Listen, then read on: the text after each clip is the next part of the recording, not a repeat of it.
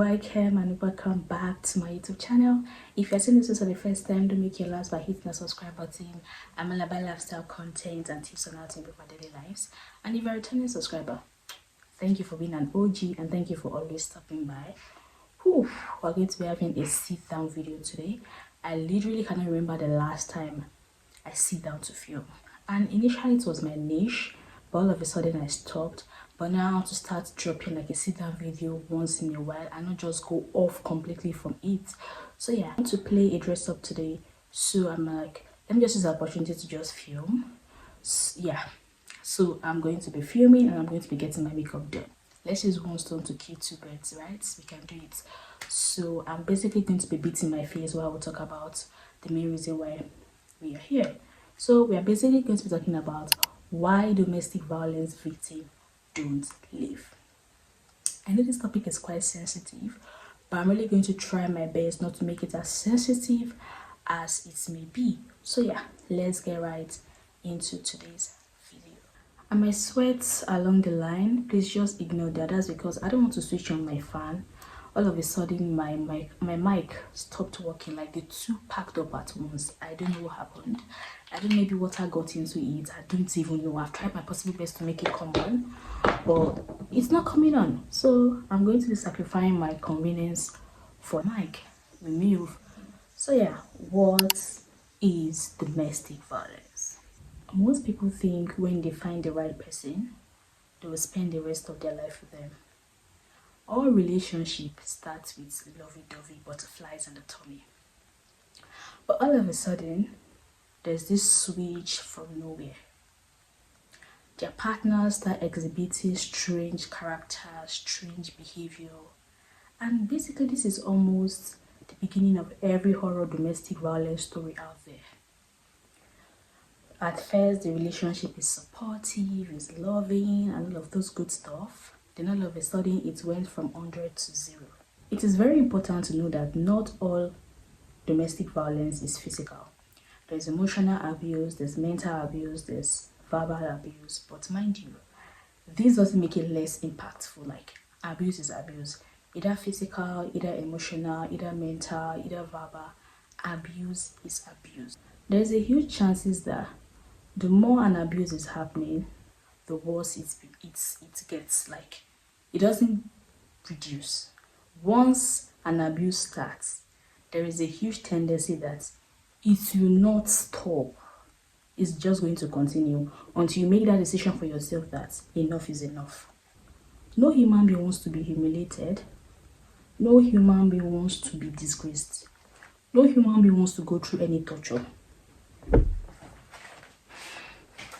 Every domestic violence victim out there just end up finding themselves in that sort of situation. Nobody ever imagined being abused. You just wake up one day and realize that you are a victim of abuse. Regardless of whatever form the abuse is taking place, you realize that you are a victim of abuse. Now, leaving a toxic relationship is not as easy as it sounds. Yeah. I know that there are people out there that will be like, oh, why don't you just leave? Why don't you just leave?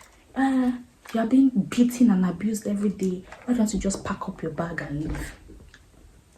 Unfortunately, there are many reasons why people don't leave an abusive relationship. That brings us to the topic of today.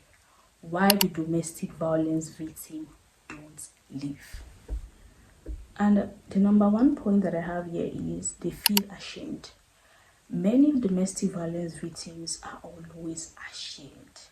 They feel like society have put a lot of pressure and a lot of expectations on them to break. For example, you threw a big, extravagant wedding, sophisticated wedding that literally the whole world knows about. Leaving that sort of marriage is going to be a big deal for a victim, because you'll be like, oh God, you don't want to have a broken home.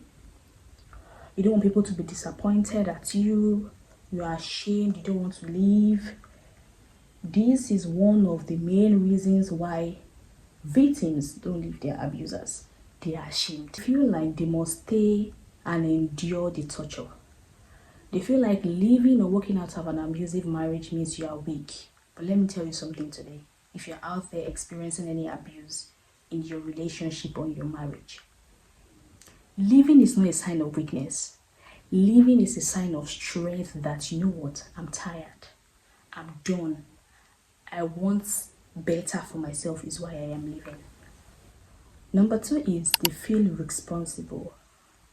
Many victims feel like they are the reason why they are being abused, which is not their fault because their abusers has shaped their mind to let them feel like they are the reason why they are being abused. You start to hear things like, oh, I didn't like the way you talked to me was why I hit you. Oh, I didn't like the way you were looking at me was why I hit you. Oh, why would you walk out to me while I was talking to you? It's the reason why I hit you. Or, oh, it's because I love you and I don't like the way you're acting was why I hit you. Abusers are also manipulators. They are narcissists. Like, it literally goes hand in hand. For real. Abusers are manipulators and they are narcissists. The 3 goes hand in hand. Most victims always battle with self-esteem. They always battle with low self-esteem. I'm not sure I've ever seen a victim that they still have their esteem out there. They literally walk on eggshells every day of their life. Victims, domestic violence victims, walks on eggshell almost every day of their life. Number 3, they are afraid. They are afraid of broken home. They are afraid of shame. Almost literally every day we hear tragedies of families falling apart. This is one of the things that domestic violence victims are scared of. They are afraid because they practically don't even have a life outside their marriage. Especially when they are financially dependent on their partners. It's always very difficult for them to leave because you hear things like, oh, if I leave, how will I cope? How will I survive? Guys, don't mind my makeup. I'm just doing it as it comes. How will I survive? Who's going to take care of me? Who's going to pay my bills? They are scared of what is waiting for them outside their marriage. Most victims are not ready to face the world by themselves. They're like, oh, even if he's even beating me, like, even if he beats me, he shall give me money. He shall take care of me.